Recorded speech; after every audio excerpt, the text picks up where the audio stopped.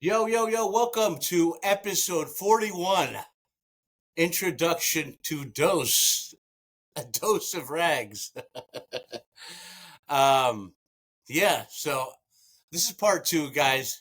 I feel like we didn't do a great job last week of kind of bringing forward like look, this is not just about getting to know one of us at a time. We all grew up together, right? So it's about getting to know not just us, but where we grew up, right? So number one, I want to explain to the world, we grew up in central New Jersey. Right? I don't know if anybody even knew that. And it does exist. Central Jersey does exist. Well, we are literally the central part of the state where you get Philadelphia stations, you get New York stations. It's literally one of the only places you get both city stations, right? So we grew up with a Philadelphia influence. We grew up with a New York influence. I moved there when I was 10 years old. Dose, you were about the same age, right? I lived in South Brunswick before that. Yeah. We lived in... I guess that makes sense. Yeah, I moved to Jersey when I was like almost 8. I think with most people, they when you're saying like when you're moving from New York, you move south, right? Or you move north, or you move east or west, right? When you try to get a house, right? So you can go to Long Island, you go to Jersey, you go to Connecticut, or you go to Western New Jersey. But when you get a house, you definitely move south. A lot of people, right? So we grew up in this kind of weird town, bro, because it used to be all farmland and it was all white, right? And I remember moving there in 1988, 10 years old. Like, where the hell am I? West Windsor Plains, bro. WWP was what we called it. It was two towns, high school of two towns. And it was one of the best high schools in the area, It was what they consider a private school education for a public school price. Extremely high taxes in the area, property taxes. So again, it is very competitive. It wasn't as competitive when we went to school there. Let me put it to you this way. This is the part of New Jersey where George Washington fought battles, okay? There is a neighboring town to us called Hamilton, okay? Where there's a tree in the middle of the road where apparently Washington slept under, okay? So we grew up where there's a lot of pride about Washington beating the British. You know what I mean? You hear, oh, that war was over here, right? So we grew up in this really weird area where 15 minutes from is Hamilton, New Jersey, where it starts to get real redneck. And then you go into parts of South Jersey and you'll think you're in Alabama, right? And otherwise, it's 18 minutes, you could be in Trenton, New Jersey, right? Which is extremely poor, right? And not redneck. And not redneck. And, that's good. Has been known to be extremely violent. At the same time, some of the best drugs you can get in the area are in Trenton. New Brunswick, the home of Rutgers, which we've seen go through so much of a transition, is about 25 minutes away. So 25 minutes away. New York City, 60 minutes. Philadelphia, 45 minutes.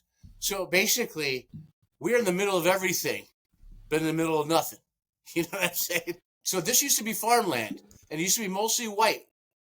And what happened was they started, because of the school system, Indians, Chinese, Black people, Hispanics started moving into the area. So there was mostly houses in West Windsor where we lived, and then some housing in Plainsboro, but a lot more apartments in Plainsboro and a few apartments in West Windsor. My point being is a lot of people moved into housing that was actually reasonably priced in Plainsboro, right? You're talking about back when we were growing up, $600-700 a month, right? $500 a month for like a 1-bedroom apartment, in Plainsboro. So, you have a lot of different mix of people. Now, let me break it down for you guys because it is definitely a unique story. 70% white when I was in high school, 70% white, 10% Black, 5% Indian, 5% Asian, 5% Latino, and 5% other. What year was this? This is 88, 89? 1990. 88 I'm just saying 88. It was actually, I'm saying when we went to high school, that's the ratio. Okay. So most of our time there, 100%, that's the numbers. 70% white, 10% Black, 5% Indian, 5% Asian, 5% Latino, and 5% other. felt a So lot more diverse than that, though. it wasn't. It wasn't. You're out of your mind if you don't think we lived in a 70% white neighborhood. Okay, It was go ahead. all white all the time. Except Well, for you said high school. By the time high school, it was a lot different than 89 when we first, 88, 89 when you first and I first moved in. True. It was a much different I went to by high then. school in 92, right? Right. So for me, like, it's only, listen, I think in those 2 years, it didn't change that much, but definitely more people had moved in for sure. But if we're looking at, I guess those 2 years were pretty, actually, those 2 years were pretty big years for movement because people were coming into Plainsboro at a much higher rate. Now, I'm not sure who lived in Plainsboro prior. I'm not sure who lived in West Windsor prior, but like we moved into a new house, which is around $275,000 at that time, which is a lot of money at that time. Mm-hmm. And I think by the time I got into high school, it was probably even more diverse. It was diverse. Well, you guys are talking about diversity. Now, let's be clear. By the time you guys got into school, it was less diverse as far as black people were concerned, right? You're talking about more diversity for you guys with Indian. Okay? Yeah. Let's just be real. Indian and Asian. More of a mix. South Asian and Asian. Yeah. So that diversity was a specific type of diversity, basically where the Indians and the Chinese were gentrifying Plainsboro, right? Which is literally what happened because Plainsboro, if you look at it, was a very, at that time in 1990,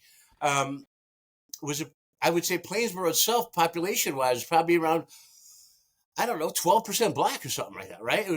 And then you guys pushed them all out. Not you guys, but like your year was gentrifying them. And Latino kind of went, it was weird. Latino population in Princeton was way bigger, right? Compared to West Windsor or Plainsboro. And then at one point, I mean, listen, it was so funny. We had a race war in 1992 happen in our school, right? Dos, you remember that. We had a football team at that point that was half black, half white. It was like the perfect after-school special fucking episode. If you guys remember those things. I don't think they have those anymore, but it was like the football team was going from white to black, okay? Basically, the transition was happening, and there ended up being, I guess, some of the younger black players were sitting on one of the white players' car, if I remember, and kind of popped this off, right? So one of the seniors, one of the freshman or junior, sophomore black football players was sitting on one of the senior white player car. Am I right about that, Dos? That part I don't remember exactly what triggered everything. So that part I don't remember. I remember what happened afterwards. I just don't remember that being the one that triggered everything. I think then all of a sudden there was this weird thing in the air. It was extremely racist. I think that guy got cut up by a black dude. The white football player, Jock, got cut up by a black dude. He was allegedly who looked like he was in his 30s wearing a trench coat. He did. Yeah. I remember he was at his locker, and I think he was taking off his sweater. Just between classes, and then everything just went down. He knifed him up, and then I think maybe a week or two we had this such a tension in the air racially. Yeah, because there was so much tension with the minorities moving into West Windsor that someone wrote the N-word. Yeah. Hard R. Yeah. In huge letters on maybe the only freaking window in the school. Because we actually went to a high school with no windows. It was an experimental high school designed who knows when, but we had open classrooms. So we didn't have, I could see Dose's classroom. I could see whoever's classroom, right? I could see people walking by on the way to going to the principal's office. It was a very weird environment. If you're ADD, it's almost impossible to learn in that type of environment. Very interesting kind of design, for sure. Yeah. So I remember at that point, the tensions were extremely high. I mean, look, here's the thing. We were very much, after that, we went into this kind of combination of black and white and brown and Asian culture that you don't hear of, right? Because at one point, a few years later, I'll give you an example. We had a friend who was a year younger than you, Dos. He was a straight white dude, a baseball player, had grown up in maybe not the most affluent house, but he moved into a house finally from an apartment, from what I remember. And I remember a black dude from North or South Carolina, who's a country black dude, moved in with a white family. So we had a very unique situations going on across the board. I mean, it was a very mixed time though. Listen, you had hip hop culture was taking over, okay? And rock and roll culture was still fighting the hip hop culture. But I was both, you know what I mean? I think I was influenced by both pretty heavily. I think same. Same. I think I think we started leaning more hip hop, right? Yeah, because we were leaning more like I definitely, when the race war happened, I'm not going to lie, I definitely related more to the black side. And I was like, finally, the fucking truth of where we live is coming out, right? Yeah, there's this crazy fucking racism going on. But it has never been talked about. Or now they're fucking literally, now it's like come to, a point of affliction. So we really did. I remember feeling the same way, by the way, at the time. Good. I remember feeling the same exact way about that. And I went from listening to Black Hole Sun by Soundgarden to Cal by Method Man, almost overnight. So I mean, I can relate to that part of your monologue there too. Well, yeah, it was like Guns N' Roses, man, and then all of a sudden I'm listening to Nas. I'll never forget that was a transition for me. It's 1991, 1992, and literally, I guess no, because Guns N' Roses is more like 88, 89, right? Yeah, late 88, 89. 90. Yeah, but they were still popular. You know what I mean? They were still popular. Yeah, it was still popular. But I think at that point, it was for me, which is very weird. It was Pearl Jam into Biggie. You know what I'm saying? Yeah, yeah. I mean, by the way, my reference was just an example. It wasn't exactly that. I'm thinking about literally like I had the Doors album. I had fucking Pink Floyd. I had Def Leppard. I was a big Def Leppard fan. At the same time, I also had Nas. I had Biggie. Yeah. And we were in a place where I remember we had to go to like New York. We had to go to like Trenton to get mixtapes. Yeah. You know what I'm saying? Like, it was crazy, man. We lived in such a confusing time. It really was. And a confusing place. It really was. Our parents had new money, but they didn't really have money. My parents were cheap. It wasn't, but we lived in a nice house. Like, we didn't have cable. I never had cable growing up, you know what I'm saying? No. But like we lived in a nice house. You say confusing times, and I think that's a perfect word to describe it. I was going to say previously, as you were mentioning all these ethnicities that were kind of mixing in there, it was a recipe for just unstable or insecure or identity crises growing up. Like me personally, I was struggling for an identity personally myself. And everything you mentioned there was a perfect recipe of an environment to promote that kind of, identity crisis that I was dealing with in my youth. I think that's actually a great point, right? Because I think what do people do when they search for an identity crisis? They automatically start clicking up, and forming groups as a result of that. And I mean, I didn't know or was tight with any Persians that were my age that were in the same school. I mean, I knew a few here or there, but we were constantly, the few that we had, we were constantly kind of battling each other with, about who's more accepted in this society more than the other all the damn time. So I'm hanging out with all kinds of different ethnical groups, just trying to fit in my entire childhood. That was a perfect recipe. Well, that was the thing. I literally, you could name our upbringing identity crisis, right? Mm-hmm. Yeah, totally. I mean, it was literally like, I'm going for, I didn't even know who I was. And I still I'm still finding out, right? Because when you're in, and look, I remember Dosheim, I mean, for you, it was, we were like, we were battling with our own race. I was battling with my own races too. And friends with my own races. I mean, let's call it like brown people, right? At the same time, I felt more like, hey, I'm a rebel than I did. I'm a part of the main, stay. I was a nerd growing up, bro. I was fat, chubby. I had fucking big ears. I had buck teeth. I had glasses. You know what I'm saying? Like, I mean, look, at some point, I think you stuttered, right? At some point?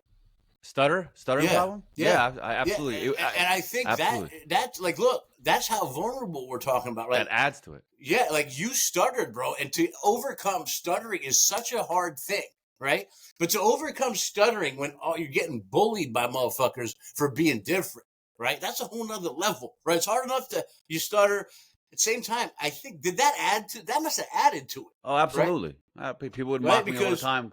They're mocking me for the way I look as it is, and then they hear the words come out of my mouth, and then there's something else, a little more feel to it, right?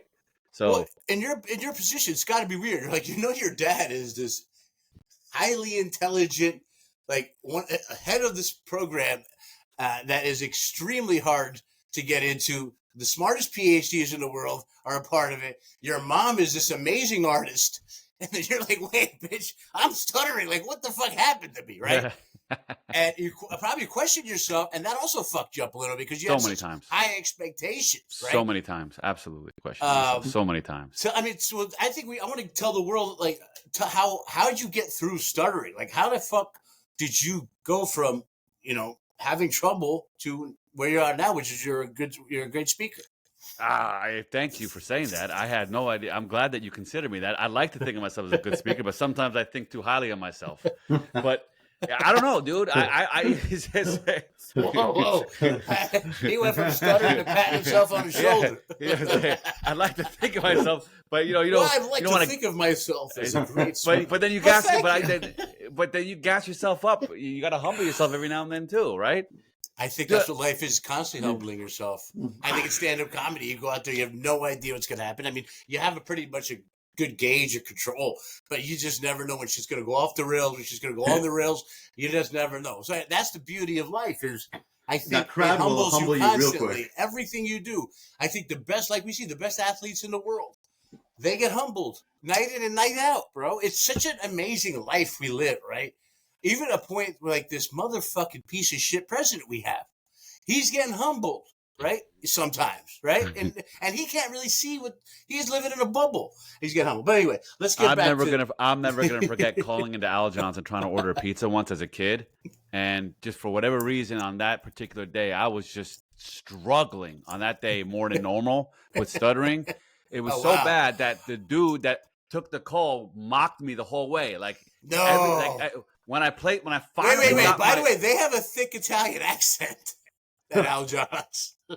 Yeah, but I mean that's more socially acceptable, I guess. Than absolutely. No, I don't think it was not the same owners. By the way, these are new owners. Probably now, the current owners.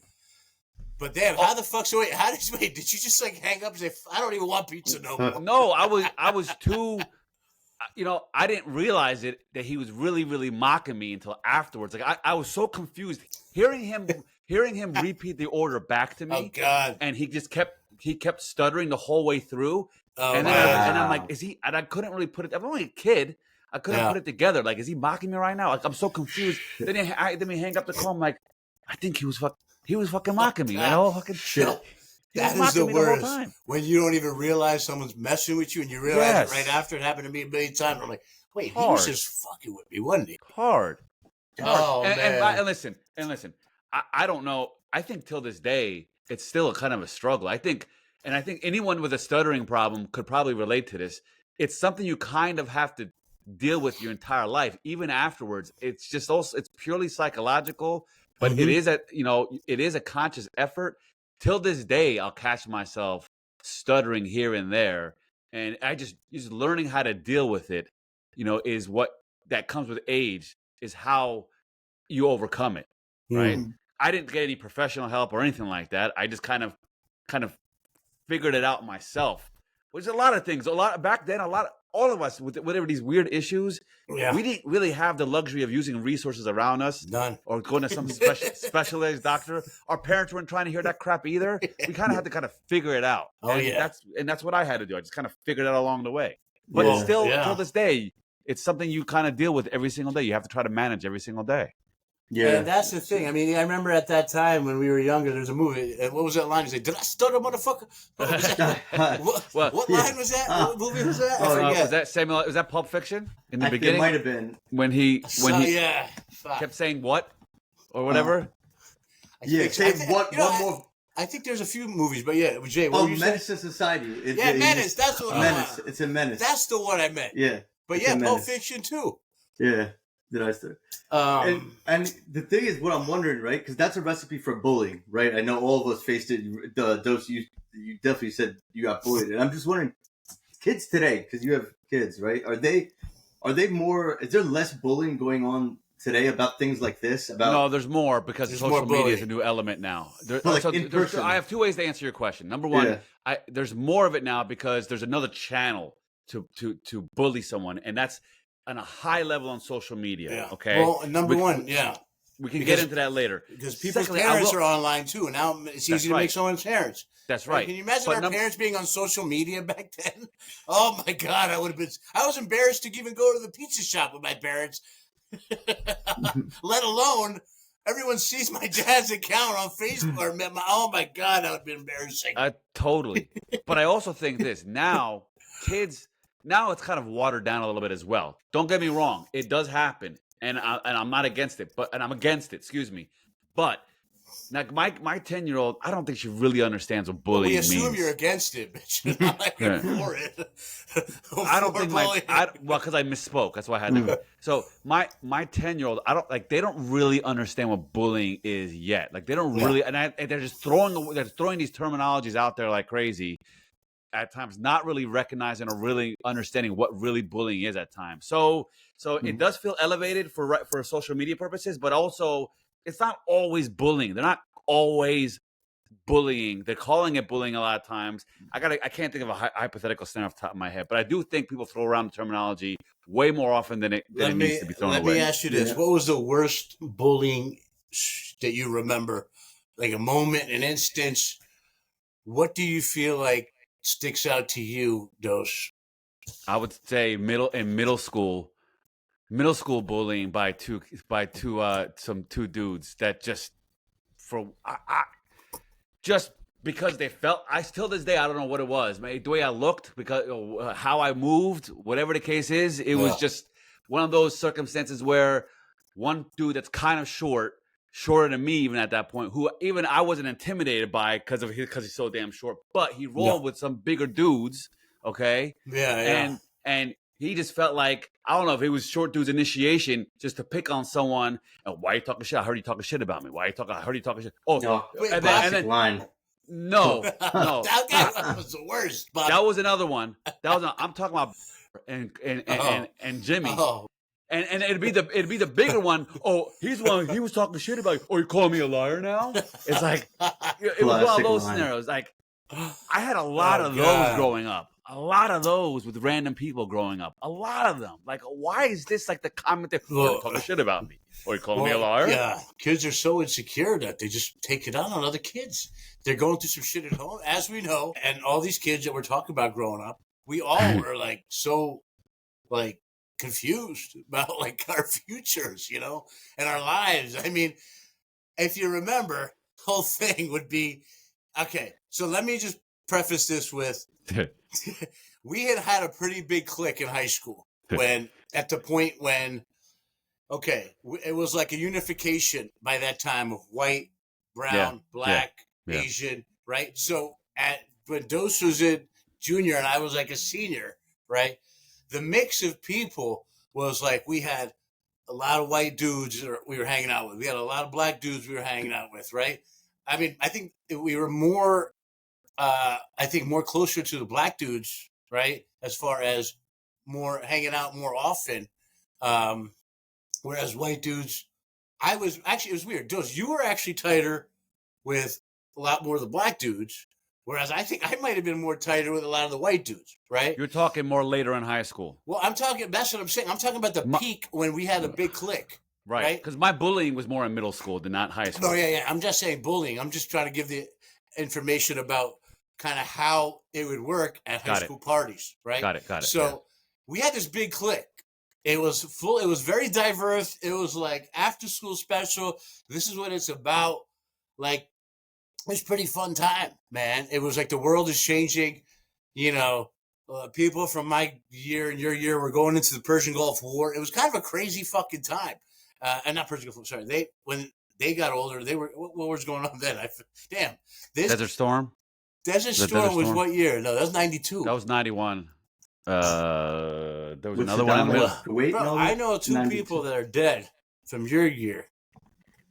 Not from the war. From committed suicide from being in the war. Oh, okay. I don't remember off the top of my head. Wait, so anyway, let me get back to it. This is the type of situation it would be at a high school party when we were growing up, okay? It would be, and when it was the most diverse now and the most unified, it would be, you know what I'm saying?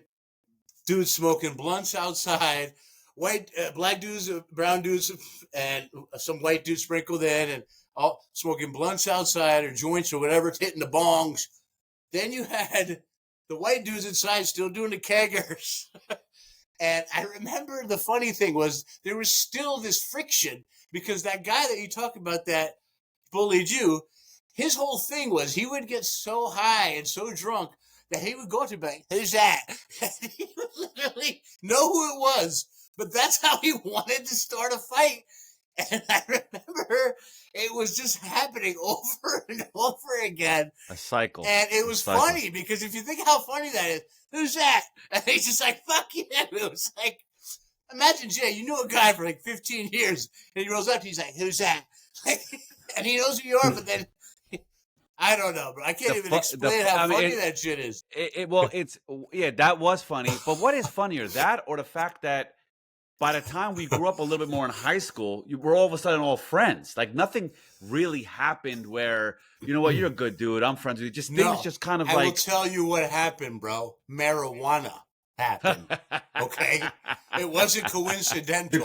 All of a sudden in 1993 to 1995, this big heat wave of marijuana happened. Okay? And all of a sudden, the kids that were bullying the kids were smoking weed together.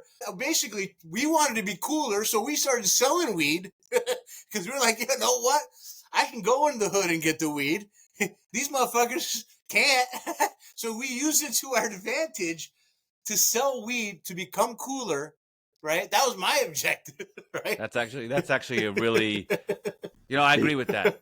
And I'll add this. I had, by my senior year in high school, I ended up having a house party while my parents were traveling.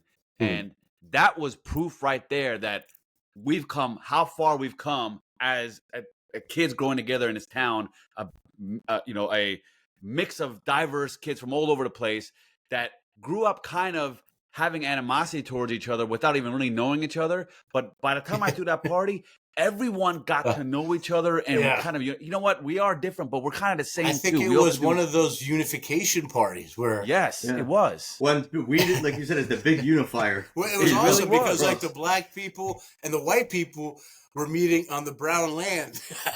And everybody finally got along. It was like the Middle East, you know what I'm saying? It was like Europe and Africa were meeting in the Middle East, though. You had your white dudes, bringing their bongs and bowls, and you had your black dudes bring your Philly blunts, and you had the white guys. And then you had me with the weed. And I was bringing everybody. No, we were all bringing everybody together. That was the thing, man. It was like we created a brown network of marijuana. And everybody was happy.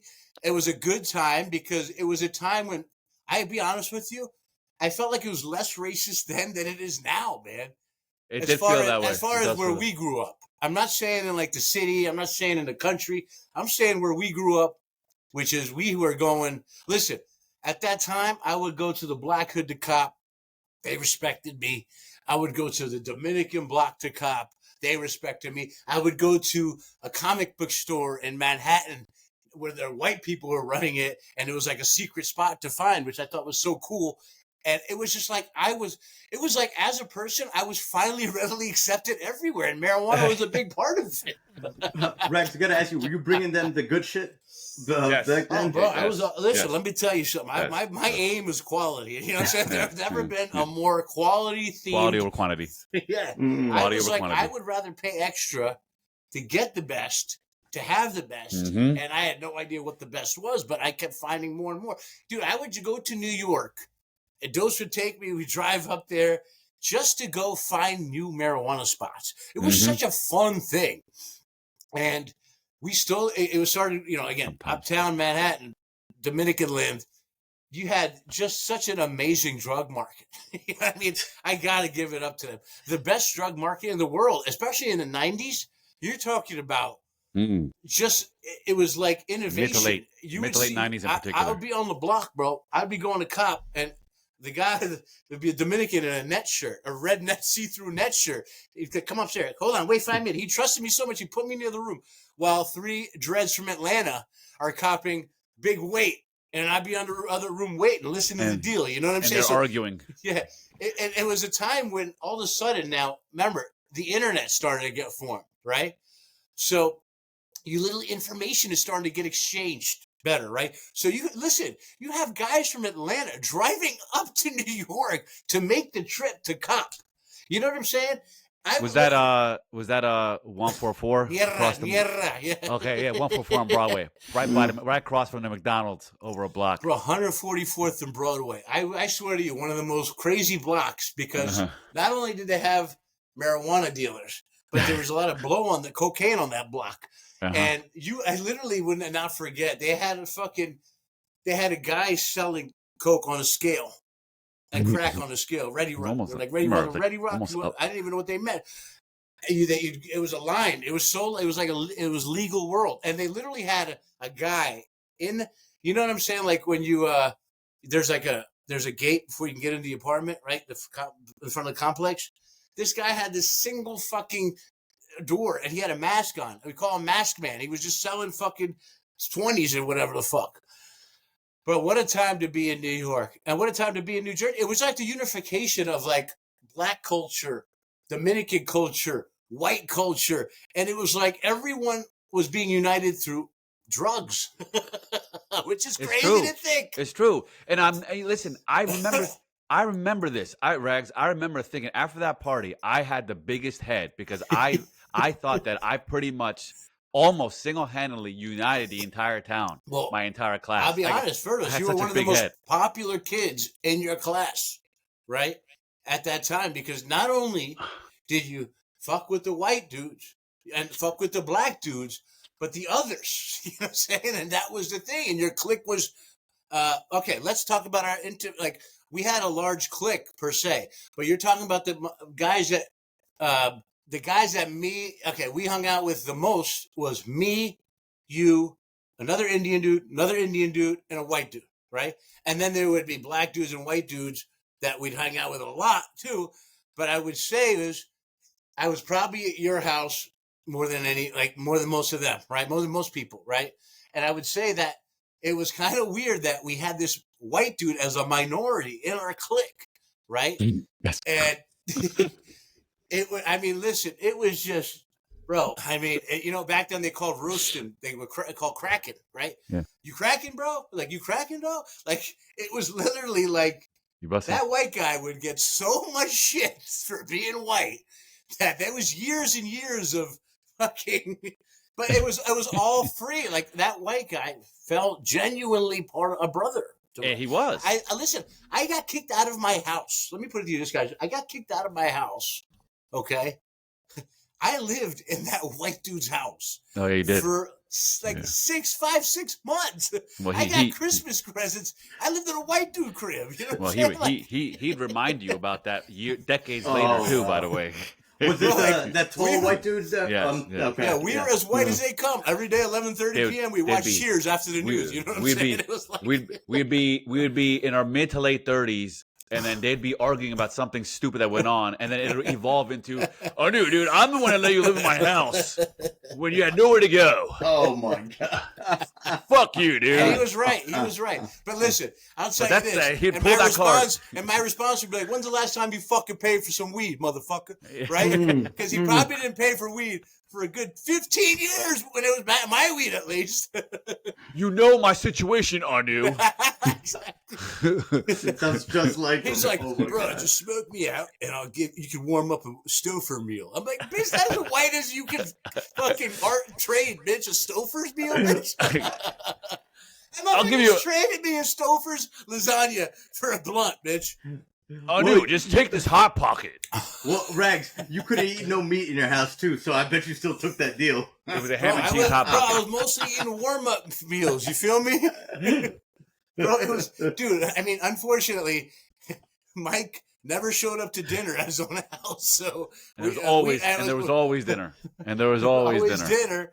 And we'd always eat dude, that was back then. You went to Taco Bell, you spent like $3 and you got a shitload of food, bro. Because you remember like 49-cent tacos, bro, back then. I mean, it was you'd go to McDonald's or Burger King, it was $2.99.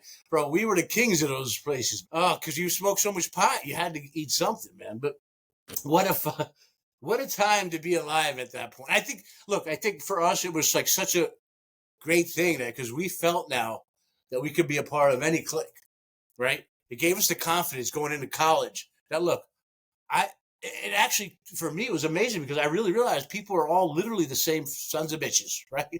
Regardless of color, religion. We learned we were like chameleons by the time we graduated. We were able to adapt anywhere by the time we graduated high school easily. Yeah.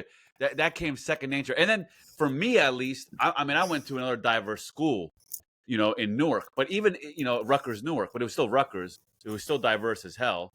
Yeah. Yes, there was more, you know what? No, I think it was just as diverse as New Brunswick. Okay. Maybe not as many Indians, but still plenty of Indians. Okay.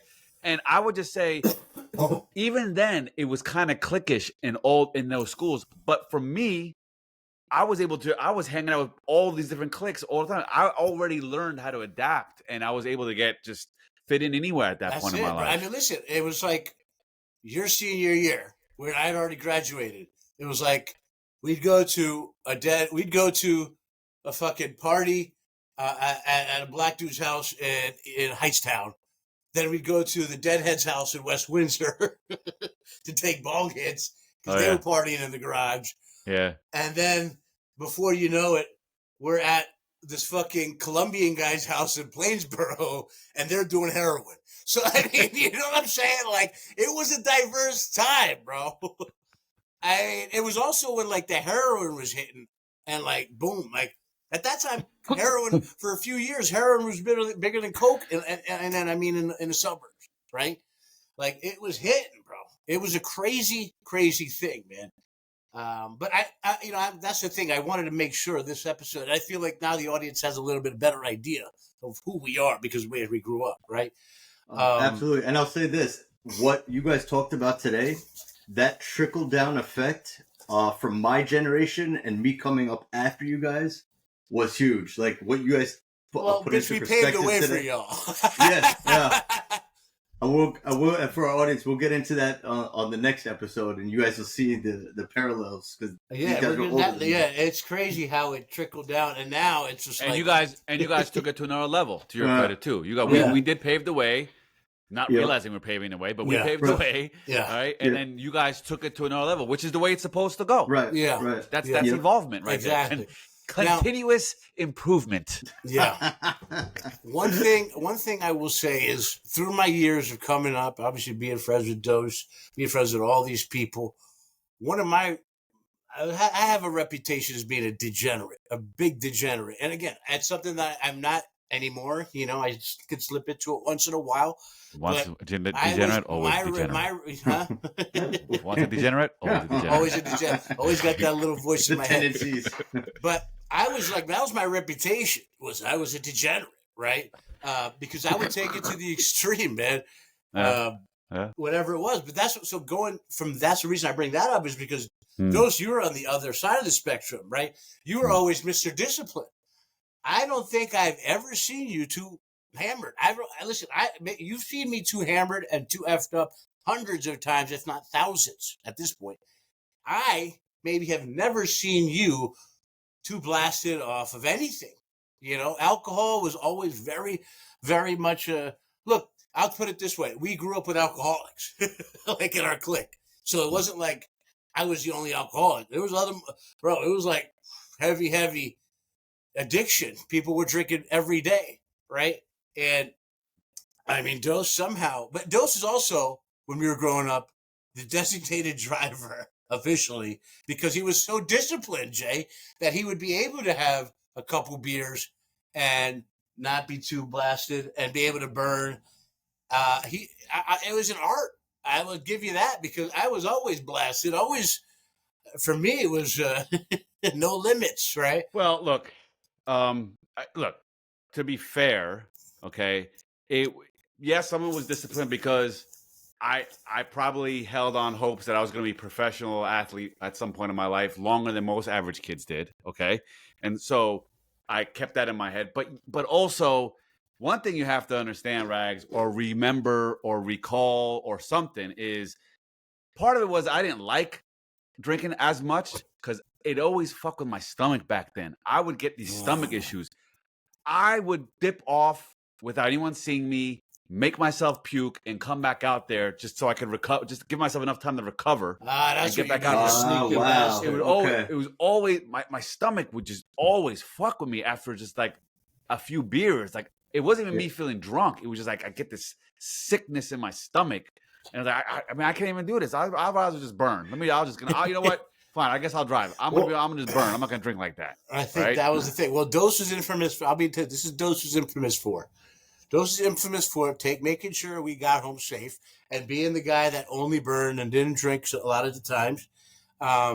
Dose is also infamous for when we were all had no dough. Dose would have another $10 or $20 that he would like. All right, emergency stat. Fine. And that 10 or $20 would get us through, because we could, burn.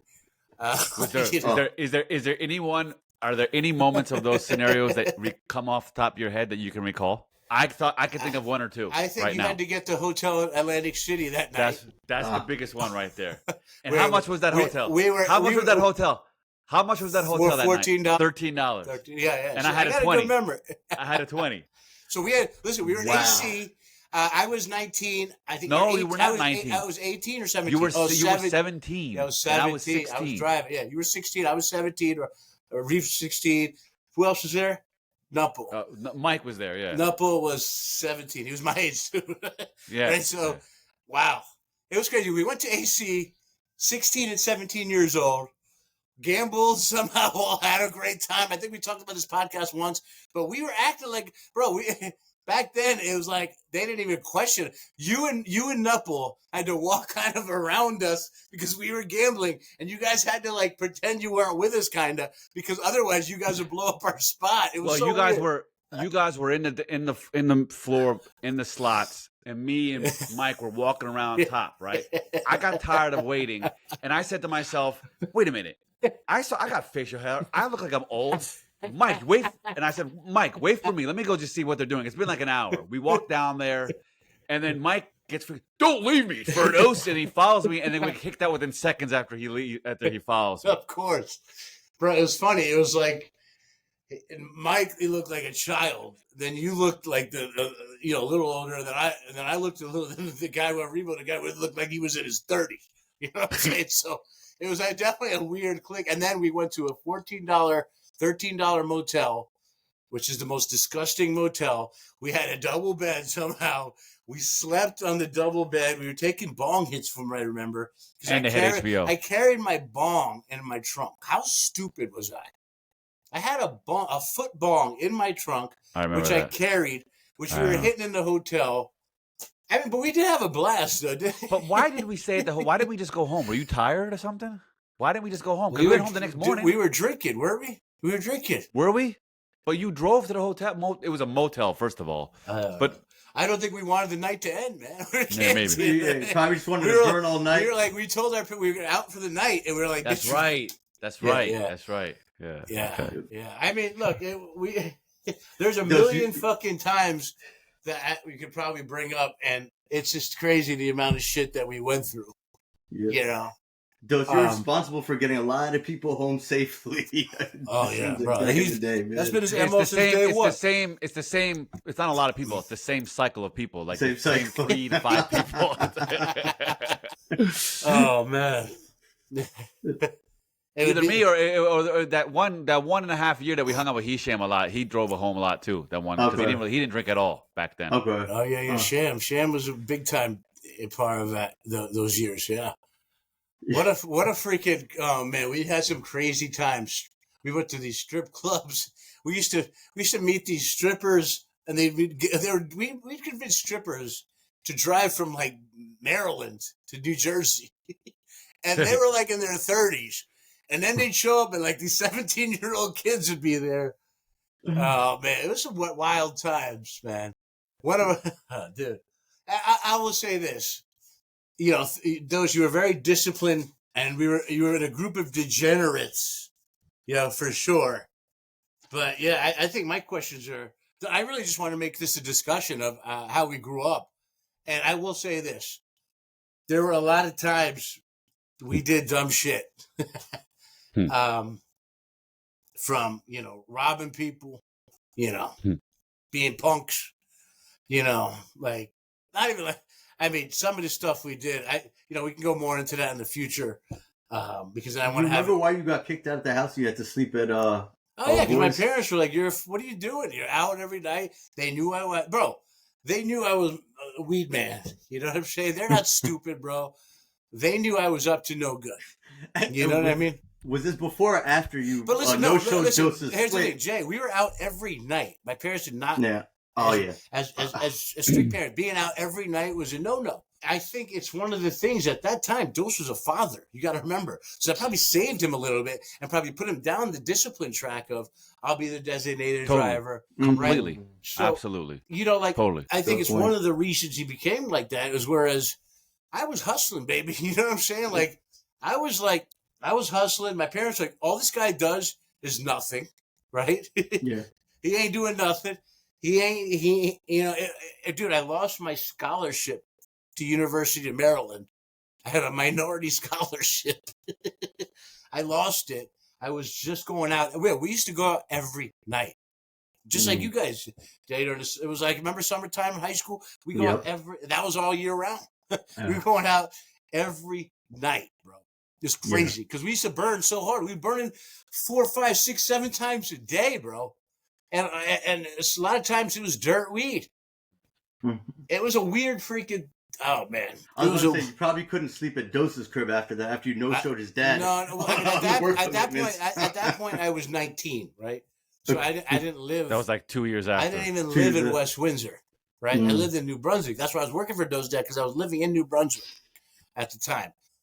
You know, that was one thing. You know, I remember sleeping on Dose's floor many nights, bro. I probably slept on Dose's maybe 50 to 60 times in my life, which is a lot. You know, right? And even but yeah, fuck, man.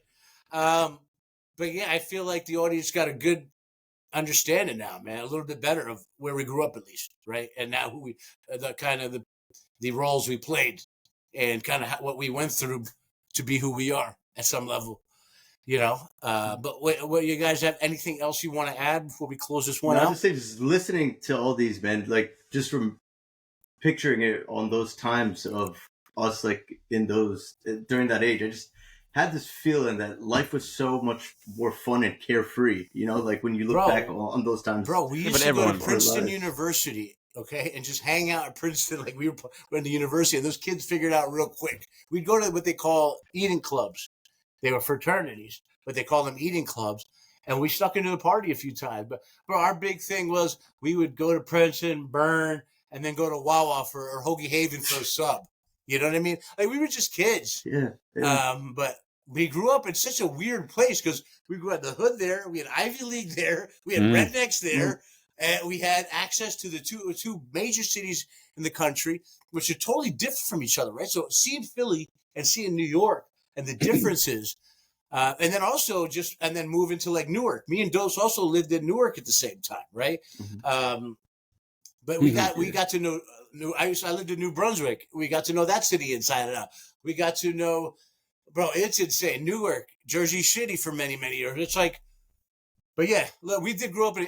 You know, I wouldn't just say we were the cookie cutter freaking suburb lifestyle. You know, it was definitely that would be the perception from the outside looking in, that they would have no idea there's so many more layers to that than just, oh, you grew up in the suburbs, you're just a suburban kid, right? Yeah. Like if we like when we went to Trenton, that's how that's how they would look at us. But little did they know. I mean, I'm not saying that we're hood and we belong in the hood, but we have a lot more exposure to different areas, urban areas, a lot more compared to the average kid from the suburbs at that point of our life. Like easily. We had the suburb shit going on. We had teachers sleeping with students, and it was very obvious. But somehow it never got back to the Jakes, to the cops. It was very weird. I just knew that this teacher was sleeping with the student, right? And I still remember that. And we also had like the hood shit going on. Did you guys have security, armed security guards in your high school? That's it. We had 3 armed security guards. We had a female, we had Carrie, and we had Joe, right? Bro, it was like, I forgot her name. Bobo. There was Bobo. Brenda, Bobo, and the older guy. And then Carrie, too. There was more than 3, man. There was at least 4. Yeah. Jack. Yes, Jack. Jack loved me. The good thing was that was where I was developing my sense of humor, bro. You know, I really had to battle because my nickname was Rags, right? Because I was dressing awful. So I really had to, if someone's cracking on me, I really had to do well to just even hold my own because I was so easy to get, you know, but I mean, we were all pretty easy targets. The time, it would put it to you this way. By the time Dose was in junior year, like the football team was 90% black, right? And we were beating Trenton, bro. It was to think about the fact that West Windsor beat Trenton in football, right? And your year, right? I mean, it was mostly my senior year. We lost to Trenton, but I remember junior year. Your senior year, you mean? Maybe I don't remember that one, but maybe we did beat them. Oh, that was just saying. It was a fucking unique thing. You know, it wasn't like we were so. We still had a tennis team. We had a baseball team. They were all white. Trust me, but no, the tennis team was not all white. Oh well, tennis team mostly Asian. Asian. I guess that's what I mean. But you're talking about basketball team, football team. Definitely, we had good teams because they were black, right? And yeah, that's really it, man. We had I'm proud to say we had a unique time growing up. And I know last time we talked about like, hey, we made fun of our parents. Bro, we would also make fun of the white parents all day, right? We made fun of our parents' accents, but yeah, we'd make fun of our white friend. We'd make fun of his dad's accents. We'd make fun of our black friend's accent. Remember, you want some more chicken, baby? Like, you know what I'm saying? Like, that was we used to make fun of. That was the beauty of it, man. It was like such a pure time. And honestly, I feel like it was a less racist time in my life because now it's like you turn on the TV, the news, it's all race, it's all this, it's all that, right? I felt like it was a much simpler time to grow up in. And I felt we weren't as divided at all. We were just like, bam, you know what I'm saying? Like, I don't know if it was we were still divided and we just didn't know it at the time, or we were really just not divided. We're more, united back then. I don't really know if there's a difference. I think we were, because I remember we were a blue ribbon school, right? Which means you get a certain award. Bill Clinton's campaign guy came to visit us, dude. Like, and everybody was all souped up.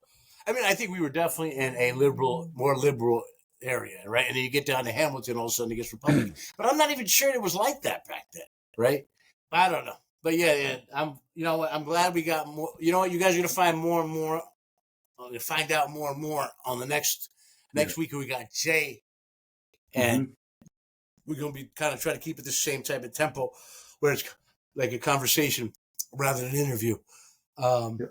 But yeah, anything else you guys want to add before we close this one out? No, I'll just say from since I grew up younger than you guys, I thoroughly enjoyed listening to, because I didn't know these stories. YouTube. There's a million more too. Because I came trailing out the back, as a younger guy. So I loved actually hearing this. When Rags asked about the bullying, he threw out a name that he thought I was going to go in that direction for the story, the Bob Chandler one. That was a pretty good one too, by the way. That the Bob guy Chandler was such a bully, bro. He would. That guy was so insane. He would blame his bullying on his father's PTSD from Vietnam War. That's my dad went to Vietnam. I'm like, wait, you didn't go to Vietnam. Yeah, maybe he'd get beat up a lot by his dad, though. I don't know. Is that what that was? Trying to say? The hand-me-down beatings that I gave my brothers, whose dad was the hand-me-down PTSD too. Exactly, bro. What a weird. Just thinking about bro, man. All right, let's go wrap it up, guys. That is episode 41. End of summer is here, baby. Enjoy it, motherfuckers. Stop thinking you're going to get them next summer. You got 2 weeks. Go out there, bitch. Do what you got to do. Make it happen, bro. Right. God damn it. Take care, everyone. Peace.